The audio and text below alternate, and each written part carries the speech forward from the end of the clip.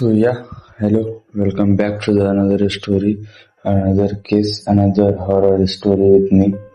आज हम बात करने वाले हैं एक ऐसी हॉरर स्टोरी के बारे में जिसको जो बड़ी ही वियर्ड और बड़ी ही क्रिपी है। जी हाँ, तो आज हम बात करने वाले हैं दो दोस्तों के बारे में जिनकी दोस्ती की मिसालें दी जाती थी, जिनकी दोस्ती को देखकर लोग ये कहते थे दोस्ती करनी हो तो इन जैसी करो। तो उन दोनों का नाम था राहुल और अभय। राहुल जो कोकन का रहने वाला था। By the way story Konkan की है दोस्तों। तो राहुल जो कोकन का रहने वाला था, तो उसके दादाजी की अचानक नोवेस पता नहीं कैसे मौत हो जाती है और तभी राहुल को उसके घर से फोन आता है कि ऐसा ऐसा हुआ है तो आ जा। राहुल अभय को बता देता है ये सब कुछ। बाय द वे अभय रहने वाला था मुंबई का। सो दोनों मिलकर नागपुर में अपनी स्टडी पूरी कर रहे थे। तो फिर उसके बाद ऐसा फोन आता है उसके राहुल के घर से। तो अभय बोलता है चल मैं भी चलता हूँ तेरे साथ, लेकिन उसको ये नहीं पता था कि राहुल उसे कोकन नहीं बल्कि एक ऐसी मुसीबत में लेके जाने वाला है जिसका दोनों को भी अंदाजा नहीं था। तो होता कुछ ऐसा है कि दोनों निकल पड़ते हैं कोकन के लिए। तो राहुल को घर से फोन आने के बाद राहुल तुरंत ही रेडी होकर फटाफट निकल जाता है। निकलने के बाद तो बाय द वे उन दोनों में एक कार ली हुई थी, स्विफ्ट बोल के। स्विफ्ट एक दोनों में कार ली हुई थी, वो अभय और राहुल में। तो वो दोनों गाड़ी लेकर निकल जाती है। निकलने के बाद वो लगभग सुबह मतलब 7-8 बजे निकले हुए रात के 11 बजे तक पहुंच जाते हैं। तो दूसरे दिन उनके दादाजी का श्राद्ध वो करा देते हैं। और उसके बाद राहुल बोलता है चल अभय क्यों ना तुझे मैं कोकन घुमा लाऊं। राहुल तो उसको कोकन घुमाना चाहता था क्योंकि आप लोगों को भी पता है कोकन एक ऐसी जगह है जो मतलब घूमने के लिए परफेक्ट प्लेस है। और मॉनसून में तो बहुत ही अच्छा रहता है उधर, मतलब पूरी तरफ हरियाली ही हरियाली हो जाती है उधर। तो वो लोग मॉनसून के टाइम को भी जाते हैं। तो राहुल बोलता है चल अभी मैं तेरे को कोकन घुमा लाता हूँ। तो ये दोनों का प्लान होता है। उनके पास एक वाटरफॉल था, वो वाटरफॉल को देखने जाने का प्लान था ये दोनों का। तो निकल जाते हैं दोनों वाटरफॉल की तरफ, जाते हैं, थोड़ी देर एंजॉय करते हैं।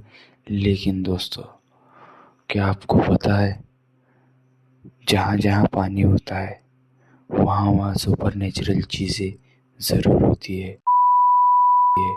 तो उन्हीं सुपर नेचुरल चीज़ों के गिरफ्त में आ जाता है राहुल। वो दोनों जाते हैं देखने के लिए।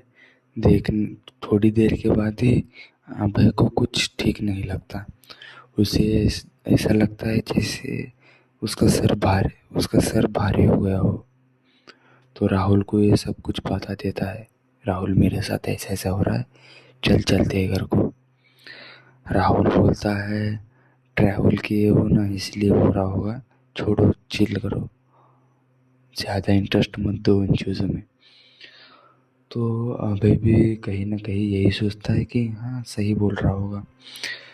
तो उनको 1.5-2 घंटे से वहाँ पे थे वो लोग। थोड़ी देर में अभय को ऐसा लगता है कि उसको वाटरफॉल के अंदर से कोई तो घूर रहा हो। वो आती है ना कोई अगर आपको देखे तो नेगेटिव सी फीलिंग, मतलब वो ऐसा अनकंफर्टेबल सा फील नहीं होता, वैसे वो टाइप की फीलिंग अभय को आ रही थी। तो अभय सोचता है कि मेरा वहम होगा, शायद मैं थक गया हूँ इसीलिए ऐसा हो रहा होगा। तो उतना ज़्यादा केयर नहीं करता अभय।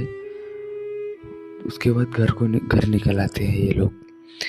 घर निकल आने के बाद अभय को कुछ ठीक ही नहीं लग रहा था। ऐसा लग रहा था वहाँ से कोई इसका पीछा ही कर रहा हो, कोई तो है जो इसके पीछे आ रहा है, लेकिन वो दिख नहीं रहा, लेकिन वो बात नहीं कर रहा। तो अभय राहुल को ये सब कुछ बता देता है, ऐसा ऐसा मेरे साथ हुआ था, ये मेरे साथ हो रहा है अभी। तो राहुल बोलता है छोड़ यार, चिल कर, क्यों इतना टेंशन ले रहा है, वो जो होगा देखा जाएगा, तो क्यों इतना टेंशन ले रहा है। तो अभय भी कहीं ना कहीं मान लेता है ये बात। ऐसे ही 2-3 दिन बीत जाते हैं और एक दिन राहुल सुबह के करीबन 12-1 बजे सो रहा होता है। तो उसे सपने में एक औरत दिखाई देती है। वो औरत इसे बोल रही है, पानी की तरफ बुला रही है, बोल रही है मैं पानी के पीछे हूँ, मुझे बचाओ। मानो अभय की बॉडी उसकी कंट्रोल में नहीं थी, लेकिन फिर भी कुछ तो स्ट्रगल करके अभय जाग जाता है। अब वो स्लीप पैरालिसिस था क्या था मुझे नहीं पता, लेकिन अभय का बताना है वो बहुत वियर्ड सी फीलिंग थी। और उतना करने के बाद वो अभय जाग जाता है और जाता है राहुल को बताने ये सब कुछ।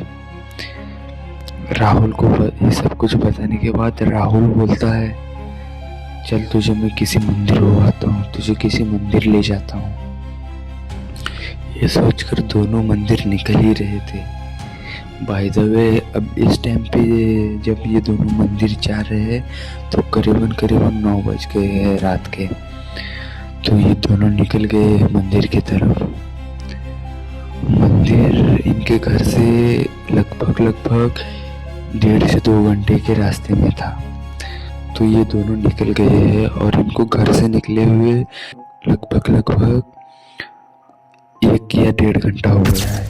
तो एक टाइम ऐसा आता है जहाँ सुनसान रास्ता है, कोई गाड़ी नहीं, कोई लाइट ही नहीं, कोई घर नहीं। तो उस जगह पे अचानक से गाड़ी बंद हो जाती है इन दोनों की।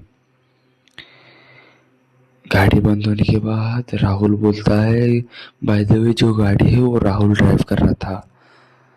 तो राहुल बोलता है अभय लगता है गाड़ी का कूलेंट या गाड़ी का हीटिंग प्रॉब्लम है, मैं उतर कर चेक कर लेता हूँ।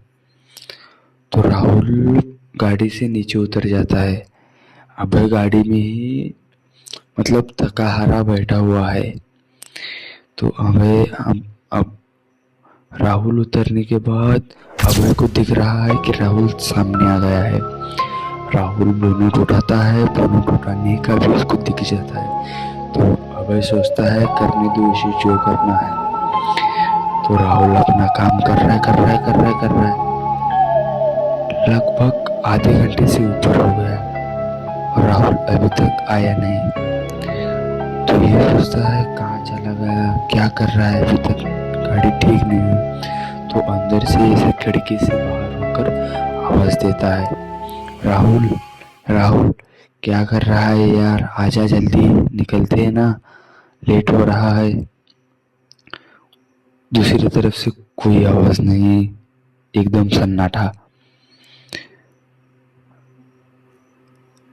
अभय फिर से एक बार आवाज देता है आजा यार, क्या मजाक कर रहा है, जल्दी आना, मुझे डर लग रहा है। पिन ड्रॉप साइलेंस वहां पर, किसी की कोई आवाज नहीं, ना कुछ ठीक करने की आवाज, ना राहुल की बात करने की आवाज, एकदम पिन ड्रॉप साइलेंस था। तो अभय ये सोचता है लगता है ये मेरी टांग खींच रहा है, होता है ये बेस्ट फ्रेंड्स में। तो ज्यादा केयर नहीं करता, बैठे रहता है वैसे, बैठा है। लगभग 1 घंटे से ऊपर हो रहा है, लेकिन राहुल अभी तक नहीं आ रहा। इस टाइम पर अभय को थोड़ा डर लगता है। तब जाता है, उतर कर चेक करता है राहुल है या नहीं है।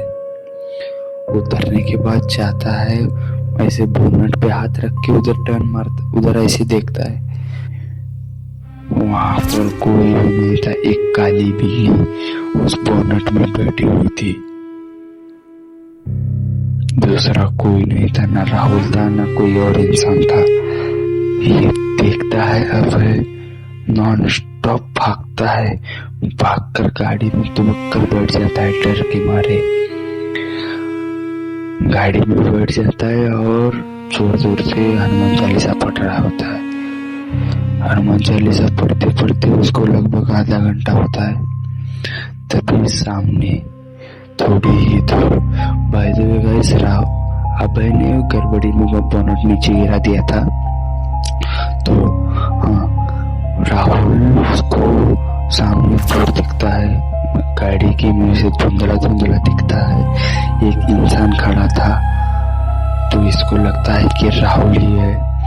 तो ये गाड़ी स्टार्ट करता है, एक बार दो बार सेल्फ मारता है, गाड़ी स्टार्ट नहीं होती, लेकिन जैसे ही तीसरी बार सेल्फ उठाता है, थैंक गॉड, गाड़ी स्टार्ट हो जाती है।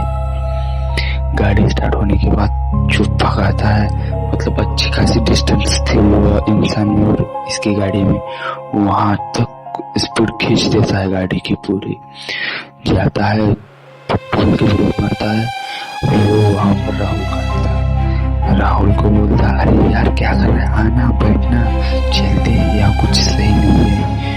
तो राहुल चुपचाप सामने देखते हुए खड़ा है। अभय कैसे कैसे करके उसको गाड़ी में बैठाता है और जो भगाता है नॉन स्टॉप। जो गाड़ी भगाता है ना कुछ देखता है, ना गड्ढे देखता है, ना कुछ देखता है, गाड़ी सीधा जाकर रुकाता है मंदिर में। मंदिर में पहुंचते पहुंचते लगभग इनको 11 या 12 शायद 12 के आसपास हो गया था। मंदिर में एक पंडित जी बैठे हुए थे। तो जाने के बाद डरते भागते करते वो मंदिर में, उस एरिया का बहुत ही जाना माना मंदिर था। मतलब उस मंदिर का ये मानना था कि किस तरह की भी प्रॉब्लम हो, सुपर नेचुरल हो या मेडिकल प्रॉब्लम हो, उस भगवान के थोड़ी दिन दर्शन करने के बाद ना सब कुछ नॉर्मल हो जाता है। तो ये लोग जाते हैं वहां पर, राहुल को छोड़ देता है गाड़ी में। अभय अकेला जाता है, राहुल को गाड़ी में छोड़ देता है और जाकर पंडित जी को ये सब कुछ बता देता है, कुछ क्या क्या इनके साथ हो गया था। तो बताने के बाद पंडित जी बोलते हैं, कहाँ पर है तुम्हारा दोस्त? तो अभय बोलता है, पंडित जी मैंने उसको गाड़ी में ही छोड़ दिया है और मैं यहाँ पर आ गया आपको ये सब बातें बताने के लिए।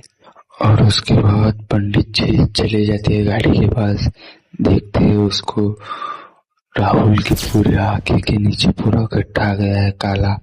1 से 2 घंटे में पूरा काली आंखें हो गई है। मानो राहुल का चेहरा कुछ अलग ही स्ट्रक्चर ले रहा हो, मानो राहुल का चेहरा कुछ अलग ही बता रहा हो, कुछ इस तरीके से मूड ले रहा था।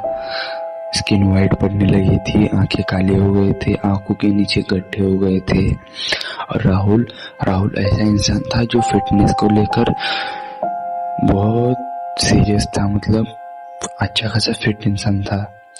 उसके आंखें अंदर चले गए थे, उसका स्किन टोन चेंज हो रहा था, उसके गाल बैठने लगे थे। पंडित जी पहचान जाती है क्या चीज है, क्यों है। तो अभय को बताते हैं कि तुम इसको मंदिर में छोड़ दो आज की रात और तुम भी आ जाओ, अंदर सो जाओ, देखते हैं सुबह क्या होता है। तो सुबह होती है और जैसे कि मैंने आपको बताया था, मंदिर में आने के बाद सब कुछ नॉर्मल हो जाता है।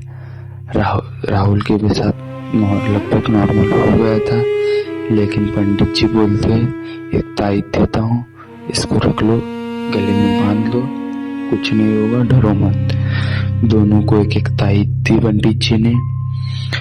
और जो कुछ था मंदिर भगवान के दर्शन करे और सोचा अच्छा हम यहाँ आ गए। और राहुल को तो कुछ याद ही नहीं था, तब तक ही याद था जब तक गाड़ी बंद थी और उसने बोनट खोला था, उसके अंदर एक बिल्ली देखी थी राहुल ने, बस इतना ही, दैट्स इट। इसके बाद कुछ भी याद नहीं था राहुल को। So thanks for always sharing your story with us. So yeah, let's it for today guys. अगर आपको मेरी स्टोरी टेलिंग या कुछ भी थोड़ा भी अच्छा लगा हो तो वहाँ लाइक सब्सक्राइब कर देना। और मेरे पास जो मैंने खुद ने हॉरर एक्सपीरियंस किया है वो मेरे पास बहुत सारी स्टोरी है, मैंने एक्सपीरियंस किया है, मेरे भाई ने किया है। अगर आप सुनना चाहते हो तो सब्सक्राइब कर देना। सोया तो मैंने वो स्टोरीज बचा कर रखी है क्योंकि मेरे साथ खुद के साथ हुए ना, तो मैं कुछ ज़्यादा ही एक्सप्लोर करके मतलब कुछ ज़्यादा ही फील में बता सकता हूँ आपको।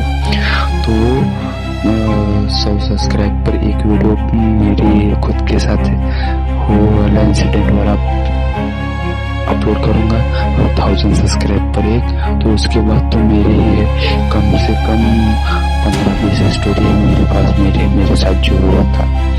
मैं एक विलेज से मतलब खेड़े गाँव से बिलोंग कर रहा हूँ, तो आप लोग जानते होंगे विलेज में कितनी हॉरर स्टोरी हुई। बाय द वे हमारे घर के बाजू में ये मतलब ऐसा पहाड़ है, उस पहाड़ की भी एक अलग ही कहानी है। अगर आप चाहो तो मैं वो सुना सकता हूँ, उसके लिए सब्सक्राइबर की कोई ज़रूरत नहीं, आप कमेंट करके बता देना। सो या thank you for watching with my video.